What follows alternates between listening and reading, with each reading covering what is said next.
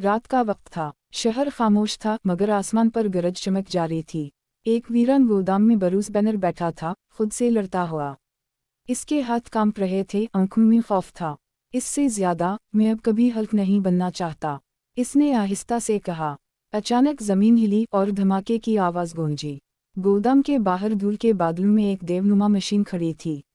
गाम्मा destroyer, एक हथियार जो बरूस ही ने बरसों पहले बनाया था, लेकिन अब वो किसी और के कंट्रोल में था। तुमने दुनिया को बचाने की कोशिश की, एक सर्द आवाज आई। अब तुम्हें अपनी ही तखलीक से लड़ना होगा, डॉक्टर बैनर। बरूस की सांस तेज हो गई। इसने खुद से कहा, इससे ज्यादा, मैं इस बार भागूंगा नहीं। और फिर आंखें सब्ज हुईं, नब्ज़ें तेज हुई, हड्डियां मरने लगीं, आवाज गूंजी। Hulk smash. हल्क ने छत तोड़कर बाहर छलांग लगाई। गाम्मा डिस्ट्रॉयर के रॉकेट फायर हुए, जमीन फट गई, धुआं चारों तरफ फैल गया।